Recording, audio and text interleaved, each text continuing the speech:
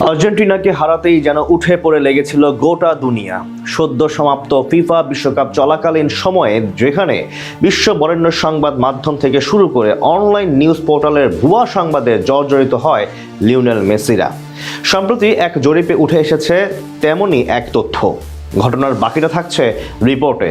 পর্দা নেমেছে বহুল আলোচিত 2026 ফিফা বিশ্বকাপের, যেখানে আলোচনা সমালোচনায় বহুবার সংবাদের শিরোনাম হয়েছে আর্জেন্টিনা দল। বিশ্ববরেণ্য সংবাদ মাধ্যম থেকে শুরু করে অনলাইন প্ল্যাটফর্ম সকলেই যেখানে আলবিসেলেস্তাদের পিছনে উঠে পড়ে লাগে। আর্জেন্টিনা যেন টানা দ্বিতীয়বারের মতো বিশ্বকাপের শিরোপা না জেতে সে লক্ষ্যেই তাদের এই আয়োজন, যেখানে বার্তা সংস্থা রয়টার্স থেকে শুরু করে ব্রিটিশ গণমাধ্যম টেলিগ্রাফ, দি গার্ডিয়ানের মতন সংবাদ মাধ্যম মেসিদের বিপক্ষে উদ্দেশ্য প্রণোদিতভাবে অপপ্রচার চালায়, যার পিছনে উদ্দেশ্য ছিল মাঠের বাইরে বিতর্ক তৈরি করে মাঠের লড়াইয়ে মেসিদের উপর বাড়তি চাপ তৈরি করা। উল্লেখ্য যে আর্জেন্টিনাকে নিয়ে গণমাধ্যমের এই অপপ্রচার শুরু হয় আসরের শুরু থেকেই, যেখানে গ্রুপ পর্বের প্রথম ম্যাচে আলজেরিয়ার বিপক্ষে 3-0 গোলে এক নির্ঝঞ্ঝাট জয় পায় আলবিসেলেস্তারা। তবে সেই ম্যাচে আর্জেন্টাইন অধিনায়ক মেসিকে ঘিরে জোরপূর্বক বিতর্ক সৃষ্টি করা হয়, যেখানে বলা হয় আলজেরিয়ান সেন্টার ব্যাক আইসা মান্দিকে ম্যাচে গুরুতর এক ফাউল করেন মেসি। তবে সেই ফাউলে কোনো কার্ড দেখাননি মাঠে উপস্থিত রেফারি, যা সংবাদের অতিরঞ্জন ছাড়া আর কিছুই নয়। এরপর রাউন্ড অফ 16-এ মিশরের বিরুদ্ধে দারুণ কামব্যাকে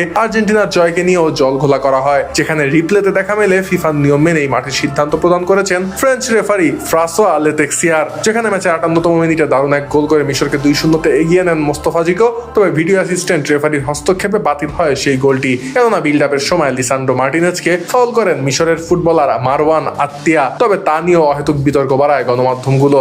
একই ম্যাচের 93তম মিনিটে এনজো ফার্নান্দেজের গোল নিয়েও তৈরি হয় বিতর্ক, যেখানে সমালোচকদের মতে কাউন্টার অ্যাটাকের শুরুতে নিজেদের অর্ধে ডি বক্সের ভেতর মোহাম্মদ সালাহকে ফাউল করে বলটি কেড়ে নেন হুলিয়ান আলভারেজ, ফলে এনজোর গোলটি বাতিল করে মিশরকে পেনাল্টি উপহার দেবার দাবি জানায় সমালোচকরা। যদিও রিপ্লেতে ফুটে ওঠে আসল চিত্র, যেখানে স্পষ্টতই দেখা যায় যে আলভারেজের পায়ে পা লাগার আগেই বলের উপর নিয়ন্ত্রণ হারান সালাহ। অথচ এমন একটি ঘটনাকে নিয়েও জলঘোলা করে বিশ্ব মিডিয়া। এরপর কোয়ার্টার ফাইনালে ইনজুরির অভিনয় করে দ্বিতীয় হলুদ কার্ড দেখে মাঠ ছাড়েন সুইস ফুটবলার ব্রিল এমবোলো। এ সময় ফিফার নিয়ম মেনে এই সিদ্ধান্তটি দেন মাঠে উপস্থিত রেফারি। তবে তা নিয়েও জলঘোলা করে সংবাদ মাধ্যমগুলো। আর এসব ঘটনায় শুধু বিশ্ব মিডিয়ায় নয়, সমানতালে পাল্লা দিয়ে আর্জেন্টিনাকে নিয়ে অপপ্রচার চালায় বাংলাদেশি গণমাধ্যমগুলো।